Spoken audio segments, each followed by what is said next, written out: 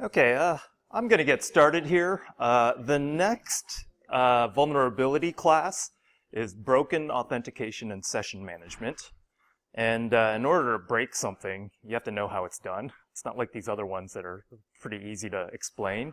So I'm going to just spend this class talking about authentication and what can go wrong with it, what are the issues in authentication, and then we'll talk about poor implementations of it on Thursday. Okay, so the internet. I love the internet because it's the one place in the world where you can lose your house. So here's an example of a home buyer who lost $36,000 on an attack. You can lose your business. So Ubiquity Networks decided to send, or not decided, but mistakenly sent $39 million to a bank account to a purported supplier that wasn't an actual supplier. So lost that. Lose your election. So the compromise of John Podesta's email and the subsequent trickle release of all the dirty laundry in the Democratic National Congress Committee sort of was a contributing factor in them losing. Lose your tuition, so that might be a little bit closer to home. This Southern Oregon University lost $1.9 million, and again, similar wiring money to someone purported to be a supplier, wasn't really a supplier. And then if you have a high schooler in the house, you could lose your Instagram, which is the really bad thing. You don't ever want to lose your Instagram, but this is something where adversaries are looking at all these different ways of compromising accounts to potentially create disruption. Okay, so what is being attacked in all of these 5 headlines? Given the title of the lecture, what's being attacked is the identity of the other side, of the client, of the user.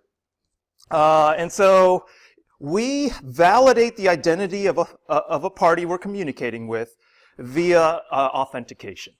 And so this is a definition that I like to use that basically is derived from, so in security, there are these CIA principles. If you've taken 491 or 591. These are the sort of the 3 main things that you want to have in terms of security. C is confidentiality, I is integrity, and A is availability. So in the context of authentication, we want an authentication protocol to ensure the integrity of the user's identity to another party so that that user's information can remain available to them. They can always access it, while remaining confidential to everyone else. So that's the goal of an authentication protocol. That's the end result that you want. Okay, but unfortunately, we're not very good at this. So 76% of all businesses have been victimized via attacks on authentication. This was a survey done a couple years ago. 95% of all the enterprise attacks are spear phishing attacks. So if you are in an enterprise, you're getting attacked nonstop with phishing. And so what is phishing? Phishing is disguising yourself as a trustworthy entity in a communication in order to obtain the victim's authentication information. So that's running rampant. This is from the Data Breach Investigations report. You're 3 times more likely to get breached by social attacks targeting authentication credentials than you are for things like vulnerable software, right? So yeah, I could be teaching you all I want on binary exploitation, but it's more, I should actually just be teaching you authentication all the time and training you to avoid spear phishing would be the more effective thing in terms of your education. If I wanted to shift the needle on something, it would be doing that instead. Okay, so the biggest issue we have with authentication is clearly, well, this has been pretty well accepted, is that we're using passwords for authentication. And so passwords, this is a love story because we love to use passwords, and they turn around and they bite us all the time. So it's also a tragedy. The problem with passwords is that you want them to be hard to guess. But the really good passwords that are hard to guess, they're also hard to remember. And so this is one of my favorite cartoons. This is a rabbit who wants to set his password. And he's like, I want to set it to carrots, because I'll remember carrots.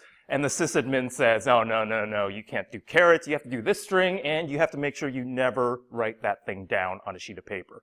This is advice security people like me would give to regular users.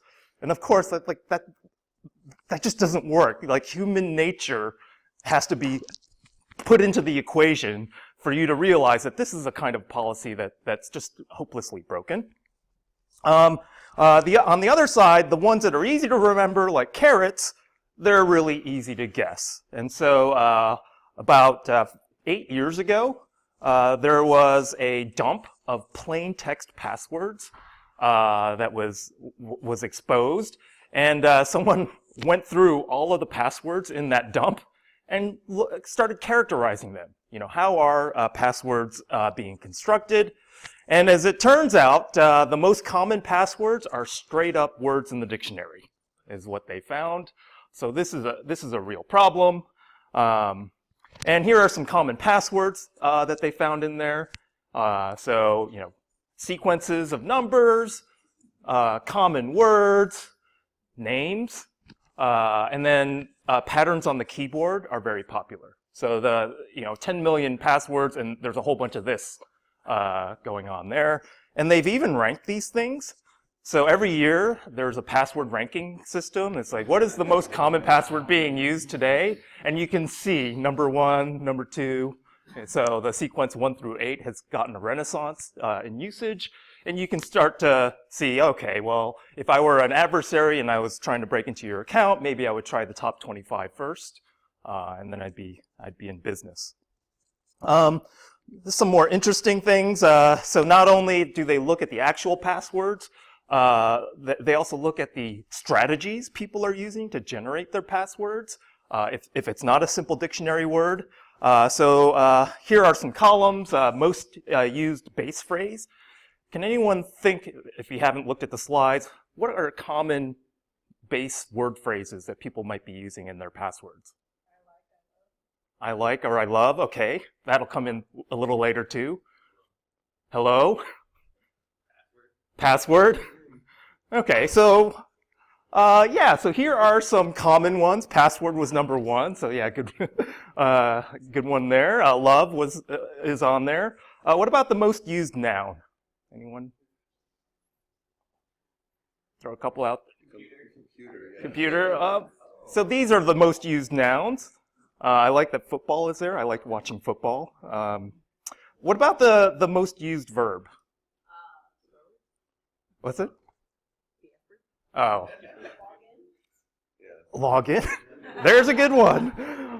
So these are the most common verbs. So, you know, these are lists that you can aggregate. This is human nature you're measuring, right? And we're all humans creating passwords, and so we'll gravitate to these things. They have animals, they have fruits, they have superheroes. I like the superhero ones because I think people, just to see that Hawkeye is more popular than Spider-Man tells me something. I think that has to do with the actors that are playing these two characters. I don't think people like Tom Holland as much as Spider-Man, so maybe they like Hawkeye. I think. Statistics are they thinking about the previous Spider-Man? Yeah, maybe. But like, what explains Hawkeye?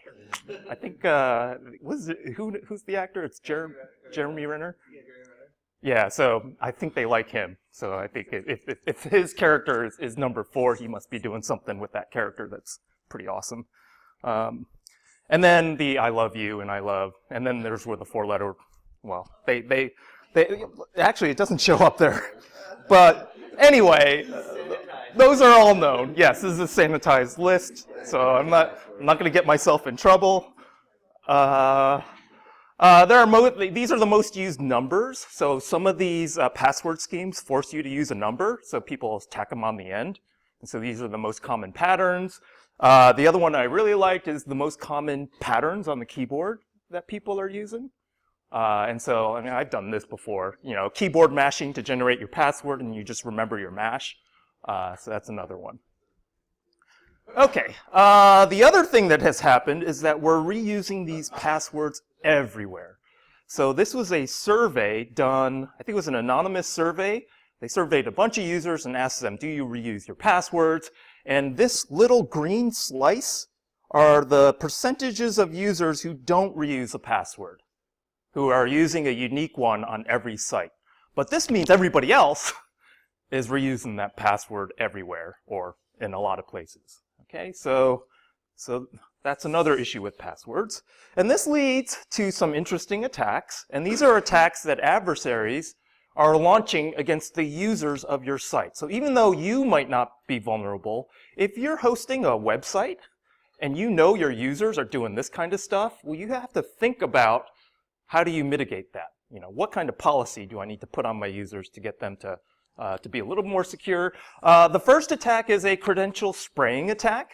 If you have a popular password, like in this case, it's summer 2016, and you know this password gets used everywhere by a lot of people, then what you can do is you can take that credential, you can find a list of usernames, and then you can spray that password against all of those user accounts to see if anyone has used summer 2016 as a password.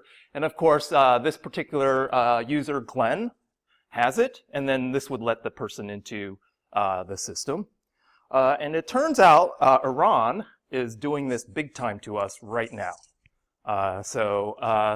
Especially after we assassinated one of their military leaders, they're basically doing this spraying attack on all of our utilities, all of those power utilities, to try and get into them, get an account onto these systems. This is another, Citrix is a remote desktop provider. They are also spraying Citrix front ends in order to get access to some enterprises' back-end systems. There are some example lists that you can download. So here's one, a common password list that you can download. Metasploit has a bunch of password lists. So Mirai was a botnet of IoT cameras, and it had basically default usernames and passwords. So all of those credentials are stored. Well, Mirai used the common ones and then a library of easily guessable credentials to basically build this like million-strong botnet of compromised Internet of Things devices. And you can download that credential list. It's like published to basically get access to all of this stuff. There's also, if you have a Ubuntu or a Linux system, there's the seclists package that you can install that gives you a list of these passwords. So if I install that thing, I can just run through all of them to try and log into a site. Another thing that's happening is credential stuffing attacks. So when hackers compromise a website, they'll get a bunch of credentials potentially, a bunch of usernames, and maybe some passwords. And what they'll do is they'll just take that credential list and they'll try them on all the popular sites, right? So if this person's email address is being used as a username in a bunch of sites, and I have one password for this user, then if he or she is reusing that password, I can just try all of these other ones to get access. So this is happening. Another interesting one is the credential harvesting attack. And so XKCD is always good at exposing what these things are about. So here's an example of where they're pointing out that password reuse is the most critical problem here. And so the idea is set up a web service. Could be something really simple, does something really dumb, but it's super popular. Dumb, super popular things are all the rage on the internet. And then collect all these credentials and then turn around and then use these against everybody else, right? So this service could be just a front to get credentials. And then because you've gotten these credentials and you know all the users are reusing them, you can then turn around and log in everywhere with these things, okay? Okay, so here's an example of that. This is from the blockchain class, actually. There's this site, this random seed generator. So in most cryptocurrency wallets, you need you're establishing a private key, public key pair in order to do all your transactions, and you have to keep that private key secure. It cannot be exposed. And so the way this is done is that you generate some randomness, and it will spit out this passphrase that represents your private key, and then hopefully no one gets that passphrase. So I showed you this, there was a thing where the passphrase was getting spell checked. So that was one way of losing all your things. But another thing is to just, you know what, I am going to generate seed. I'm going to have a service that purports to generate seeds securely for everybody. And then I'm going to get people to buy into this. And then what I'm going to do is I'm going to collect all of the seeds I generate. And you're going to use these seeds to instantiate a crypto wallet. And then as soon as you start putting money in your wallet, I have your seed. And I have your private key. And I can basically, I harvested a whole bunch of wallet private keys. And then I can go and I can rifle through all of those wallets and take all of that currency out. So that's what this particular exploit, so it was $4 million is what this particular thing stole. Okay, so this is a real mess. There is basically, in 2017, there was a 1.4 billion entry plain text password file circulating around the internet. It grew to 2.2 billion in a couple of years. The irony of compromised passwords is that compromised passwords are begetting more compromised passwords. So here's one where, because the Dropbox employee was reusing a password, it led to more passwords being compromised. And the same thing with this one. So an administrator at a university was reusing a password, got compromised, and then all of the student credentials were also revealed. Okay, so this is the reality of the data breach data that we have. This is from Bloomberg. Bloomberg basically went through all the news articles, so you can click on this from the slides. They went through all the data dumps, and they were like, how many records got exposed? And they built this enormous table of all of the breached data, and of course, a lot of this stuff is actually publicly available. And they went through and similar to the other analysis, they realized that there are, the real issue in authentication is that you can have a single password that gives you the ability to compromise a whole bunch of other passwords. So every one of these breaches was compromising one password to get you to the rest of them. Yes?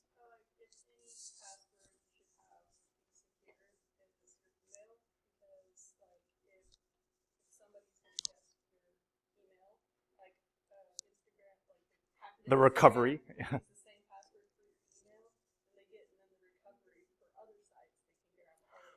Yes, hence the lab that we're going to do today. So yeah, that's a preview. That's a very good strategy. So yeah, let's secure that email account. And so right now, mitigations are necessary. So here are 3 mitigations, and this is more on the client side. But as a website, you could point your users to some of these mitigations if you believe that they're using a credential that has been compromised. So these 3 things, what they do is, you saw all of this data that got dumped here. There is now and you saw the billions of records in the previous one. So we have all of this information about passwords that have been compromised. And so what these things are doing is they're scanning that data dump, and then if a user is trying to use a password that has been dumped, this thing will notify you. It's like, hey, you have a password that has appeared in one of those, thousands of breaches in the past. So Firefox Monitor, password checkup, these are online things that you can check your passwords against. Have I Been Owned is also a back-end database that you can query to see if your password has shown up in any of these data breaches.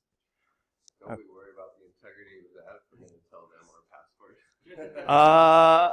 That's a good question, yeah. Huh. Yeah, well maybe the thing is hashed before you send it, and then I don't know how it's implemented. But you're right. You're telling that could be that could be an amazing harvesting site. Yeah, I'm glad that was your idea, and I didn't give you that. Yeah. Okay, there's also these password strength meters. How secure is my password.net? that are trying to check your password. Not that it shows up in breaches, but how hard is it to automatically guess your password? And with hardware going the way it is really easy to generate and check a large number of passwords against a particular hash that you might find. And I'll talk about password hashes in the next class. Okay. Another, yes.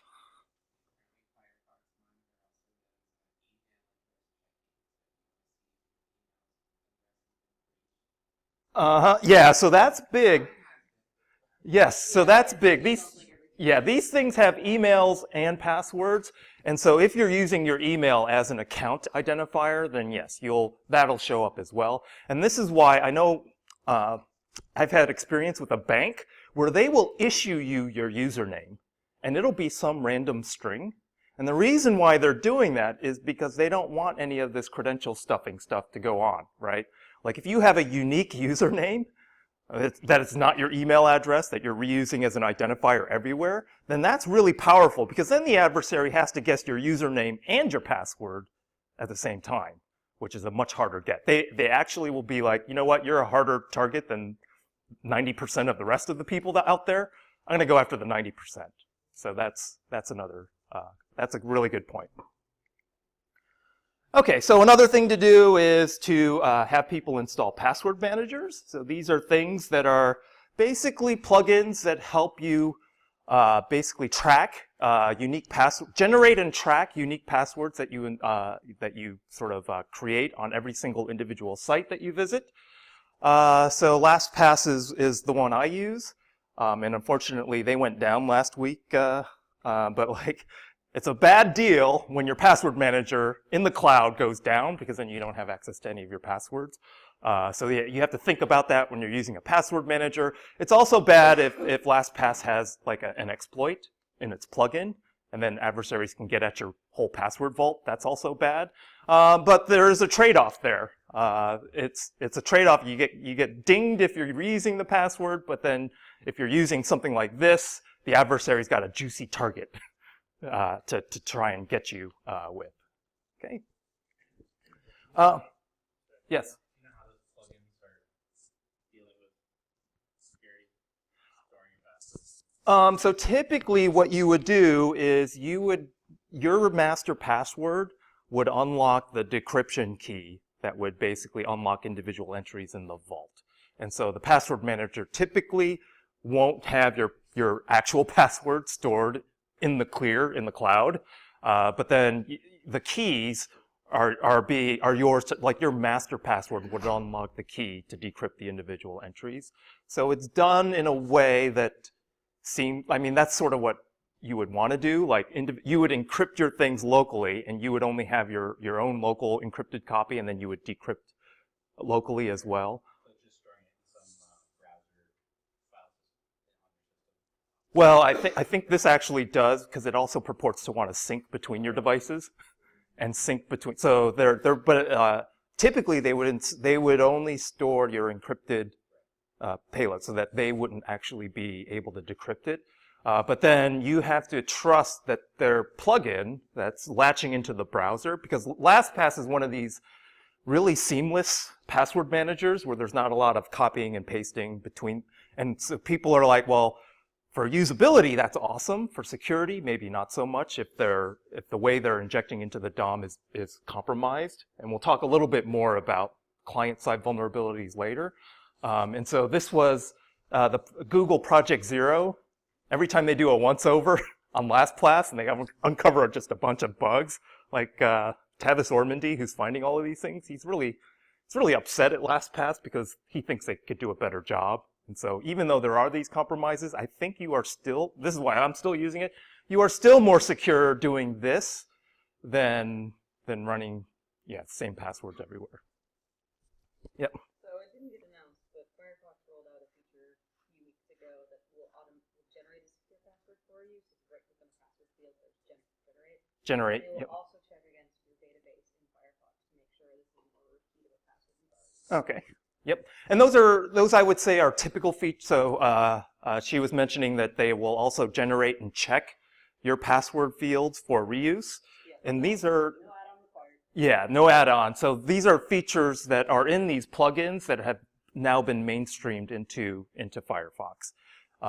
Chrome has a password manager that's built in, but I don't use it. So I haven't used it in such a long time. I have no idea what they mainlined in Google's password manager. Okay, the other thing is passphrases as a mitigation. So this is some XKCD wisdom. So this is sort of a commentary on how we have developed this password system that is basically giving you the exact wrong thing. And so we force users into doing some kind of crazy shenanigans with the characters, and they're using a short password that they can somewhat remember, and they're using these simple substitutions to get the numbers and the capital letters in there. And if you look at the amount of entropy in something like that, not only the shorter length hurts you, the fact that these substitutions are so simple, like the 0 for the O, the 1 for the L, that it doesn't actually give you the kind of entropy you actually need to generate a secure password. And so it makes it, these substitutions are hard to remember, but they're easy to guess. And so this is what they propose, a passphrase. So correct horse battery staple. And these just 4 random words, the password is a little longer, but they're basically using regular words. And so the actual entropy is greater. Like, this is much harder to crack as a password, even though you know that these are words that the person is using, because words are variable length. So even as an adversary, you have the dictionary words, 4 dictionary words to guess against. And so there's a lot more entropy here. And then this is the visualization where you can visualize a horse saying that this is a battery staple, and then someone saying correct. And then that makes this image is what you would remember to remember your password.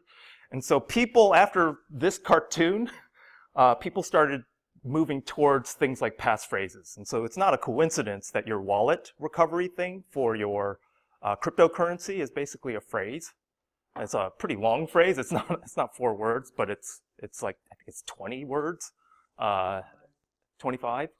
Yeah. Okay. So even when your passwords are strong, though, keeping a secret on the internet is a hard thing. There's a lot that can go wrong, and so there are a lot of ways to leak a password. The first is the browser. You have browser exploits and browser plugin exploits that can leak a password. We'll talk about cross-site scripting. You could have malware implanted in your system that scans for keyboard strokes and pulls your password from that. When you send a request off into the internet, this is using DNS and HTTP. So you are subject to man-in-the-middle attacks, phishing, typo squats, these UI problems that we talked about earlier when we talked about SSL. You're subject to those. When this request hits a web server, you are subject to code and command injection issues, log files, passwords getting dumped into log files that we talked about earlier.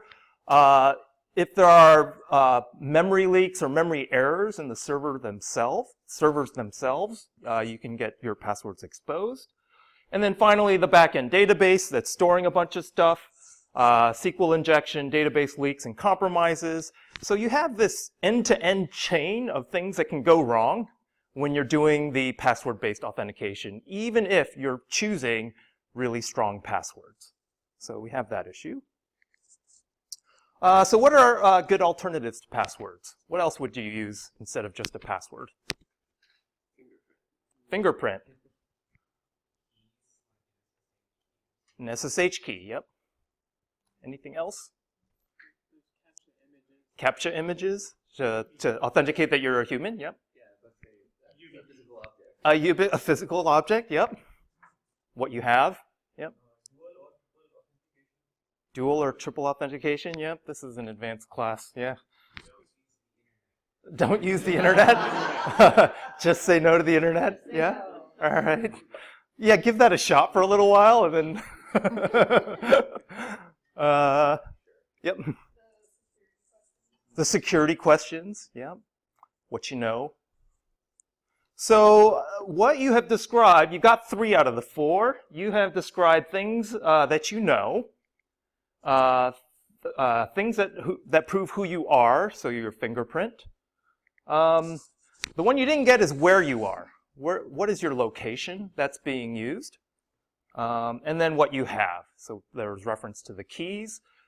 These are the 4 different things that you might be able to use to help you with the authentication task. This is what's known as, the buzz term now is called threat analytics. If I have a login from a user, I'm going to run some analytics on that particular login. And then based on that analytic, I'm going to maybe ask for other kinds of authentication, second factors, third factors, these sorts of things.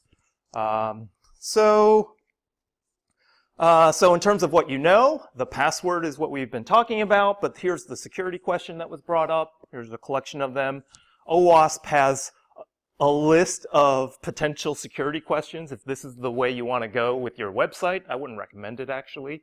But this is because a lot of times these questions, if they're done wrong, an adversary can easily guess what those answers are. So it's like a false sense of, like the worst thing to do is to give your user a false sense of security. And the famous one was Sarah Palin's security question was easily answerable, and that got her account compromised when she was the vice presidential candidate. Who you are, so fingerprint, eye scan, and then the Face ID for iPhones is another way of doing this. Where you are, your GPS coordinates and your IP address are typically used as part of threat analytics when you log in. So here, IP location for a particular IP address. This is Portland State's prefix. Everybody knows that that prefix is in Portland, Oregon. So that if you can get a login, if Portland State gets a login from somewhere else, it knows that, okay, this is external from me. Maybe I'll push I'll have a dual factor be sent out. Google does this all the time. You can go and look at your history and see all the physical locations you've logged in from. They'll send you an email if it's logged in from a place that they've never seen before, or even a device. A lot of services are looking at the device itself in order to do some threat analytics. And then what you have. So in this case, a phone, an RSA secure ID, and whether or not you own a healthy device, which I'll get to in a second. So here's an example of a bank, Chase, that will send you a code either via email or via a text message. There's another one in the upper right. This is the Google Authenticator. This is an app that you have on your phone that will give you random numbers every 30 seconds. And then by you owning the app, the phone that the app was installed, and that app has been registered to one of your accounts that's doing the two-factor, they can know that you own the app and the phone that generates the numbers, and then you just punch it in, similar to that one. These are soft push notifications that you might have seen in some of your apps where, in fact, I think some sites that this is the only way you can log into them, where you install the app on your phone, and when you want to log in from on a web browser, I will push you something on the phone, and then you hit approve or deny. This is a picture of an RSA secure ID. This is basically a hardware-based version of what the authenticator up here is doing in software. And then a healthy device. So someone mentioned Duo. One of the things that Duo does is it will audit your software stack on your client. And if you're in the enterprise, and so say the CEO never updates his computer or her computer, and then is basically out-of-date software and is trying to log in, well, that out-of-date software might have some malware installed. And so what Duo will do is it'll take an inventory, look at the patch level of the software running on that, and we'll say, you know what, this system doesn't meet the organization's security requirements. I'm not going to even let you into the network. So that's where owning a healthy device will be used as an authenticator to get you on. So these are kinds of things that are sort of more recently being used for authentication. Trying to figure out what that's a picture of.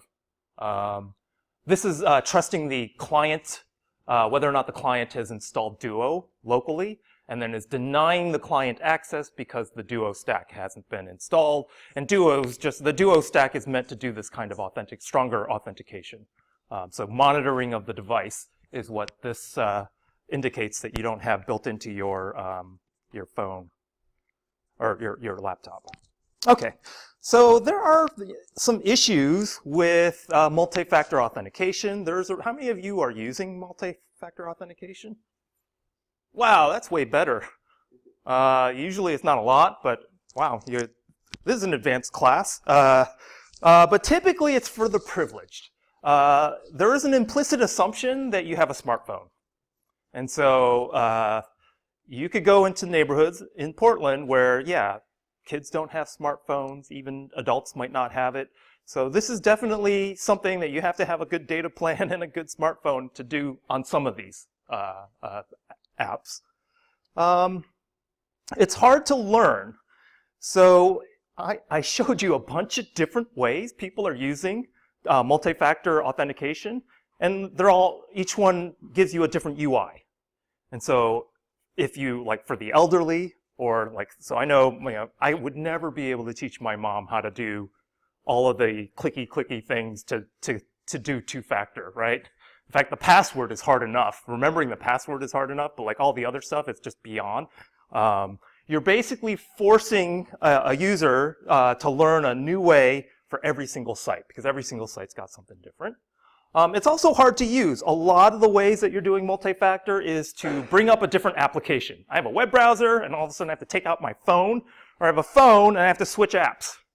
So again, this is really hard on the user, and that's what happens when computer scientists deploy something for users, is that we need more humanities training in CS probably. And so they did a user study. And the usability of these different two-factor authentication methods has been shown to be not usable.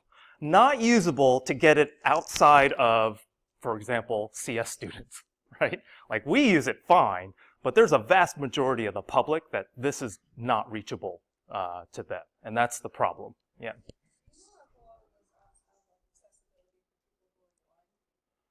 Unlikely, but yeah, that's a good question. Have they really been designed for the general user and with the disparate skills of a general user?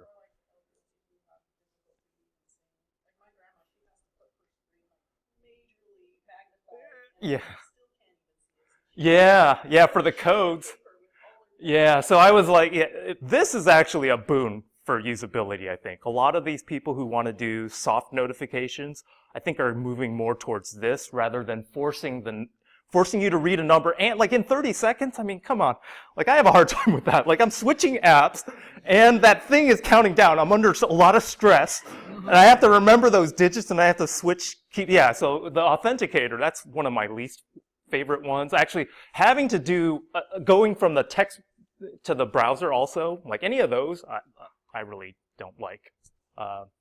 On her first, yeah. So one of the things I noticed is a lot of doctors who are having to wrongly prescribe scheduled drugs are using that hardware that they have, a little piece of hardware, they push it to get a code, and then they have to type it in to authenticate the prescription.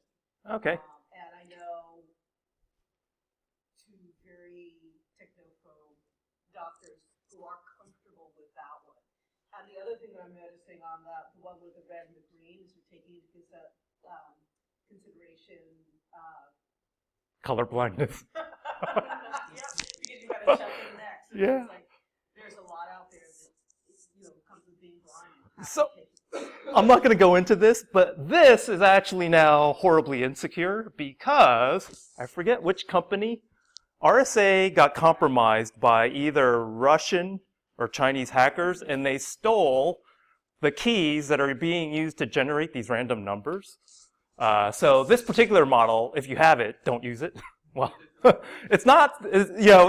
That's not very different from the ones I've seen. Okay, yeah. So this is sort of not recommended anymore. But I won't get. Yeah, I won't. I have an article that I can send people if they're interested. Yeah. I have two questions. So one of the problems I use two-factor, and like if my phone's dead or if I forget it, that kind of sucks. So like I've actually seen, and also that people recommend using email instead of apps. Mm-hmm. So Sure. here's my thoughts on that. Always have a backup is my thought on that. And this is when we get to the lab part of this, I'm going to force you to do a backup second factor on all of these things. You must have a second.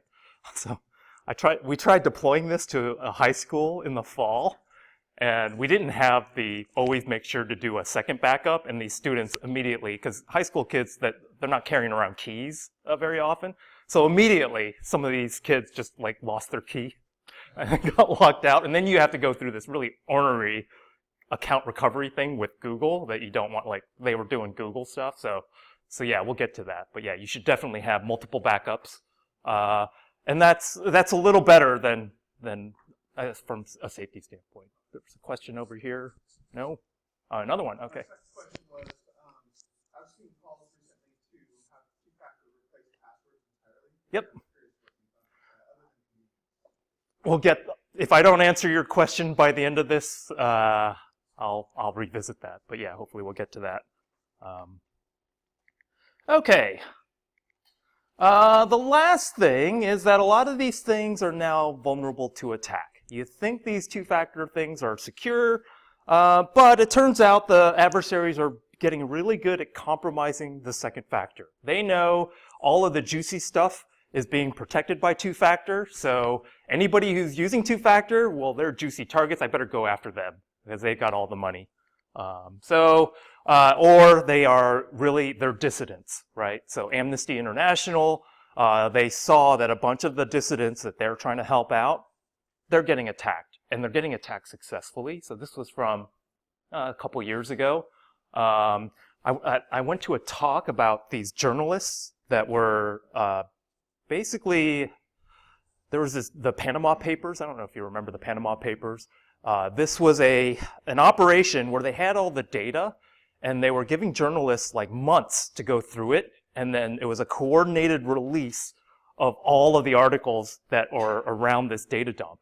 But this data dump had super sensitive stuff in it, and so everyone was trying to figure out, trying to break into these journalists' accounts, and they were basically forcing these journalists, in order to get access to any of that data, to do two-factor and to do strong authentication as a result.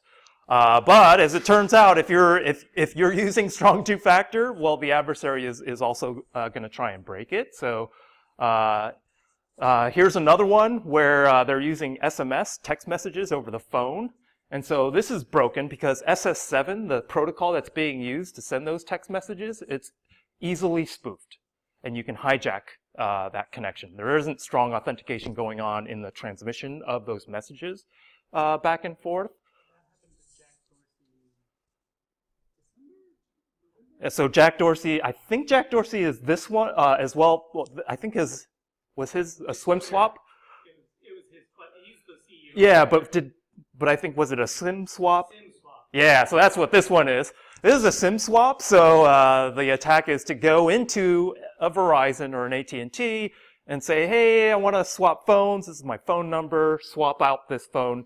And then this particular teenager, so that's why I love this article. This teenager SIM swapped his way to, how much money was this? $50 million of cryptocurrency.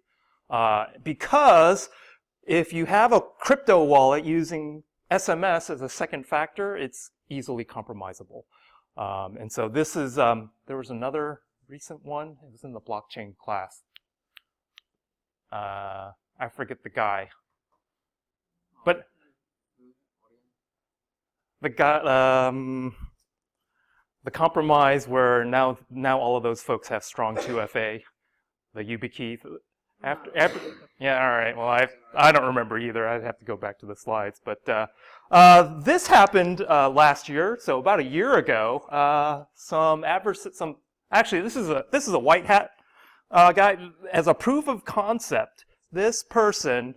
So you know those push notifications? This person was able to do a man-in-the-middle attack so that a phishing victim would be using 2FA, and the 2FA code would get hijacked by a man-in-the-middle attack, and then this person would just log in as the phishing victim and then replay the 2FA code, right? Because the way the 2FA code was sent, it wasn't doing mutual authentication for the client and the server. So then you could hijack with the man in the middle, pretend to be Google to the victim, replay the login session as that victim. The 2FA code would get sent back to the victim. The victim would punch in the 2FA code into the phishing site, and then you would be able to log in as that victim. So this is the kind of stuff that was happening with the Amnesty International issue, and this is what happens when you're using SMS. And so now this is basically a really easy way for an adversary to compromise that second factor. Okay, so someone mentioned Yubikeys. This is the latest and the greatest remedy. So Yubikeys to the rescue. I put a question mark in there because anytime you put an exclamation point in there, somebody breaks it. I am thinking this is a pretty good shot. This is the best that we got so far, so I'm gonna go with it. So if you look, there's a picture of a Yubikey, a Yubikey 4. And so this is what U2F, FIDO2, and WebAuthn are. This is a problem that these folks are trying to tackle. The idea was to use hardware security tokens, things that you have, for authentication over the internet. Okay? And the abstraction is explained in pictures so that hopefully everybody who's ever used a physical key before can figure out how to use a YubiKey. So this is car keys to a car, house keys to a house, and then YubiKey to your online accounts. So this is the abstraction that they want to move people towards, right? Not passwords, okay? And this is where it's a generational change, right? Like we have to teach the next generation of internet users, this is the way you authenticate rather than with username and passwords. Because all of us, we're so used to username and passwords that we're like, of course you would use username and password. But if this is the abstraction, then hopefully we'll be able to do something different. So the idea is to get rid of the password simply and securely. And so this got approved as a web standard last year. And so this is coming to a bunch of sites very soon. And so this is a meme that I came across while doing this presentation that I really like. So yeah. So how does this work?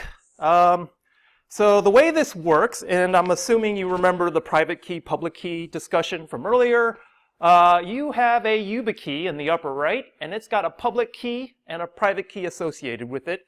And this is unique to your key, and this key is tamper resistant. Like if somebody gets that key, they'll have a hard time like pulling out the private key or public key and exposing it. And so when you have this key, you'll authenticate with the traditional method to begin with, because the site that you want to use the key with has no idea about this key. So the first thing you do is you just log in with your username and your password as before.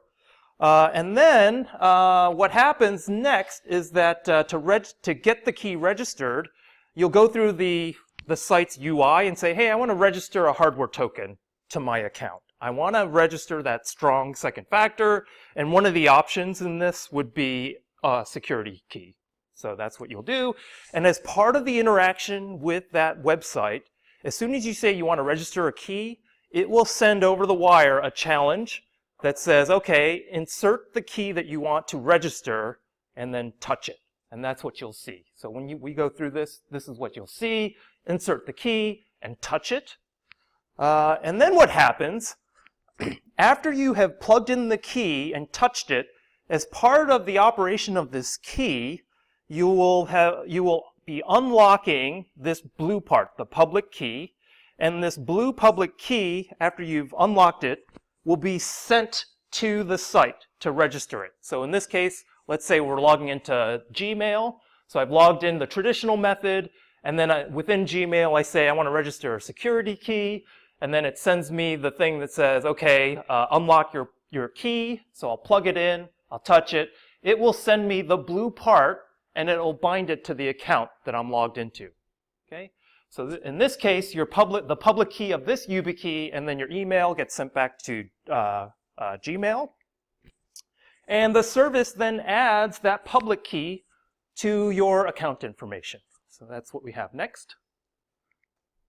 Later, when you attempt to log in again, so I try and log in the traditional way over here, the service knows that I have a public key here, and that's the email address associated with that public key. The service is going to generate a random message M in green, and is going to ask the user to prove it owns the original YubiKey by having the YubiKey that the user has sign that message M with the private key. And this is where only you who have that key can generate that signature. Okay, this strongly authenticates the client in this exchange. Okay. And this is what was missing in the other two-factor. The strong authentication on the client is what was missing in the other forms. We can strongly authenticate the server because we have TLS, right? We have HTTPS, we have that mechanism, but this allows the server to really authenticate the client device and that YubiKey. So that message gets sent back to the client, and so now I have the message M. I have my browser trying to log in as my account. And then the message will prompt, because I need to sign that message with my private key, it will prompt you to insert your key and to touch it. And as part of this, you're going to approve the signing of that message M by touching your key. And this will, when you plug in and touch the key, it will unlock the private key and allow it to sign the message that it's been given. So you have the private key, the message, and your account. And this YubiKey will then generate a signed version of that message that only this private key could have generated. Okay?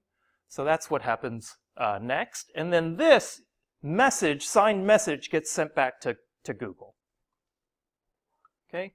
So the signed message sent back to Google, and Google's got the public key. And then what happens is this, the service is then going to take that signed message, take the public key associated with that account, and then validate that that signature matches that public key's private key's sort of pair. Okay? And then if this is valid, then the user is successfully logged in. Are there questions about what's going on here? Yeah. I see an increase in burglary and theft. That's true, but the Russians can't burglar your house unless they get here to burgle it. Yeah, but you're correct. Yeah, different threat model now. In order for an adversary to hijack your cryptocurrency, for example, they would actually have to get your key, the physical access. Yeah.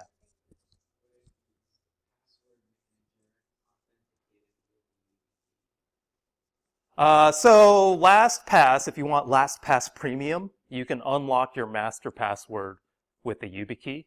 So if you are really afraid of your master password that unlocks all of your passwords that you're using everywhere, if you're afraid of that being hijacked, then yes, if you pay I don't know how much LastPass Premium is. $4 or $5 a month, I think. Yeah, then you can register a YubiKey that will then unlock your password vault. So, yeah, yep. Is there some sort of backup to this? Backup meaning if you lose your key, we're going to talk about the backup. You should have a backup. Yes, for sure. Because, yeah, if people start registering keys and losing their keys and be like, God, that YubiKey stuff that's like worst thing I ever did to my, that would defeat the purpose. So hopefully, as people are learning to register the second factor, they're actually getting alternative backup second factors as well, yeah. They should add that technology onto it that you can locate lost items. Oh, yeah. That's a good thing. In fact, maybe one of the vendors will add that, yeah. Yeah, that would be interesting.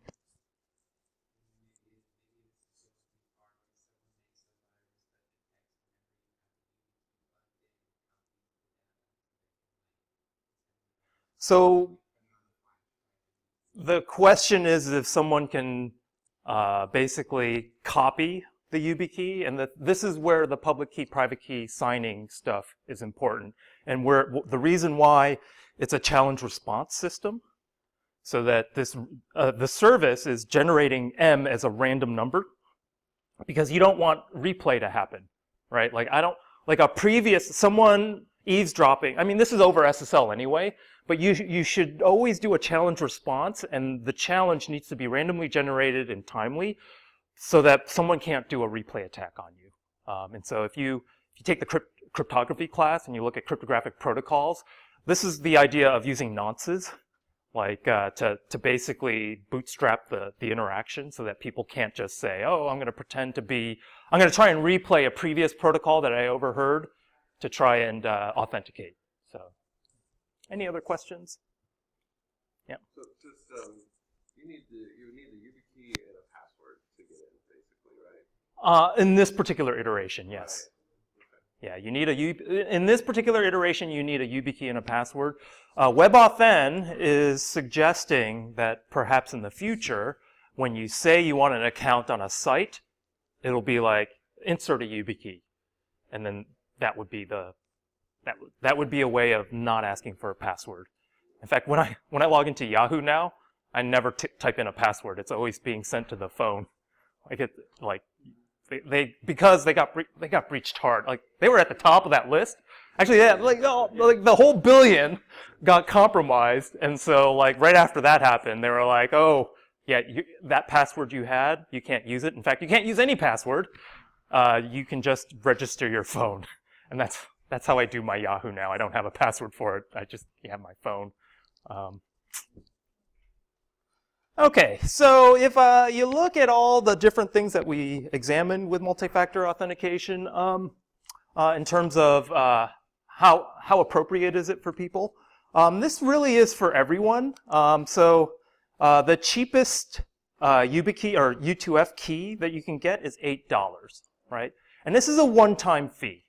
So I can just buy a bunch of these things and give them away, and people have strong authentication. They don't need a smartphone.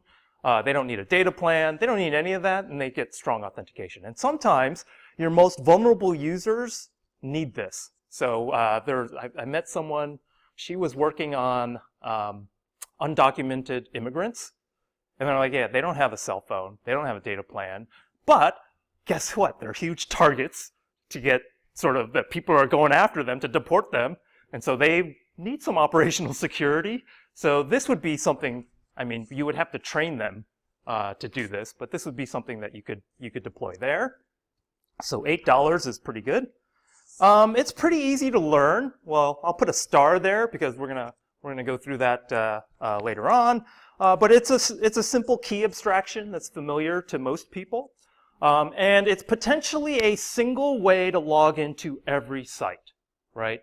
If WebAuthn is the standard, then you're inserting a key and touching it to log in, and that's pretty powerful. It's also easy to use if you don't like inserting the key.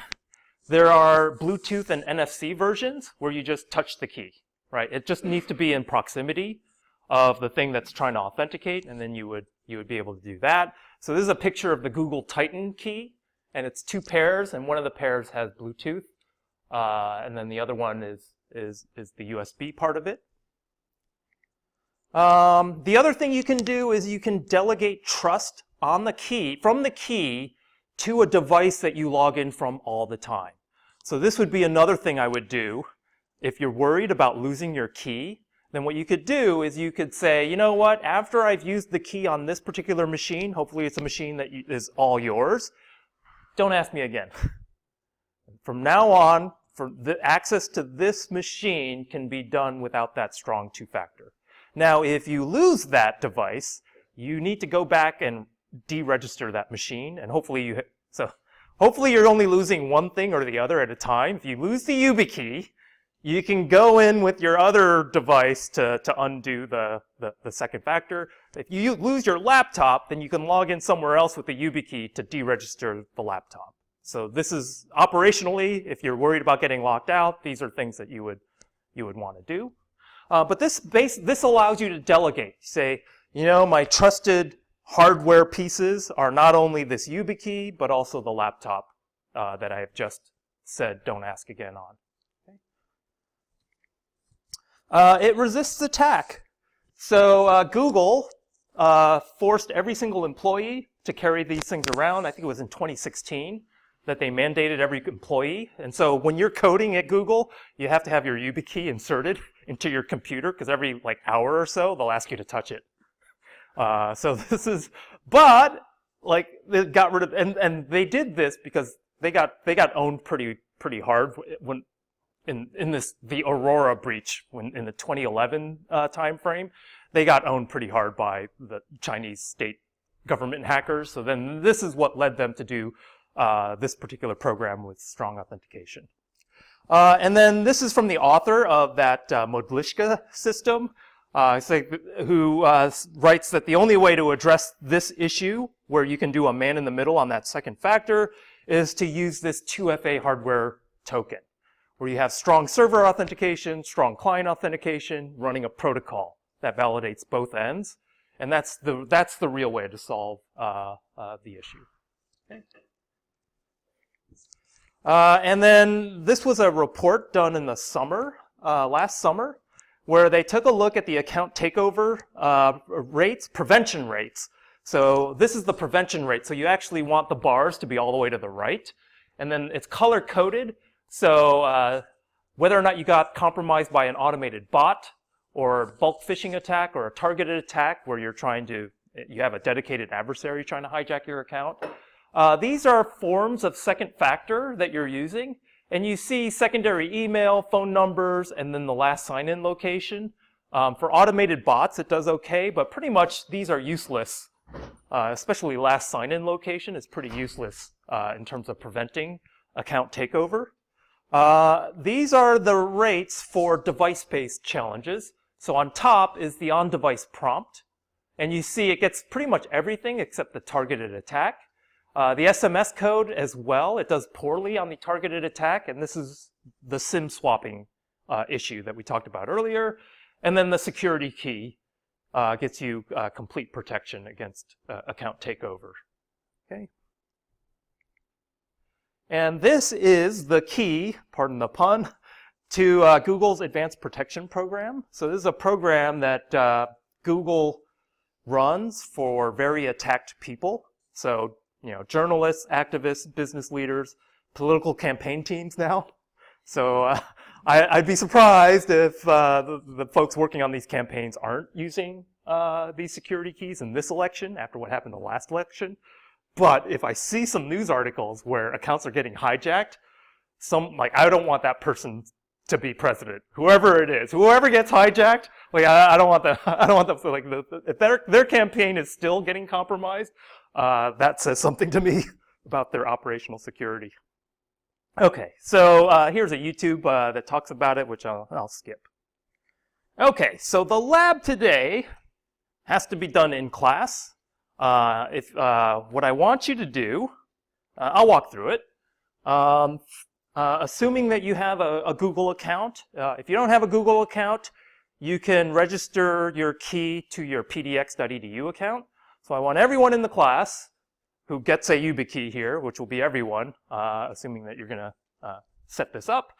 You'll go to this URL. You'll click on Get Started. You'll log in, saying you want to do the second step.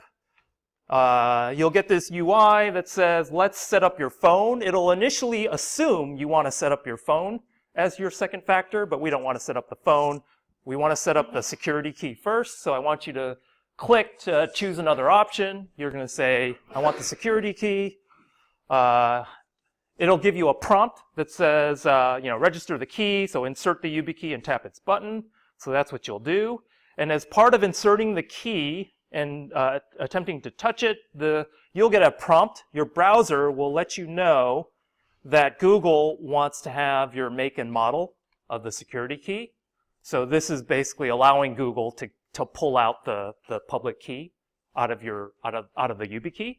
So you want to allow that, allow the access, and then name your key. So in this case, you'll be getting a Yubikey 4. So name it Yubikey 4 or however else, and then verify that it's been added. It'll put you back onto this two-step verification UI.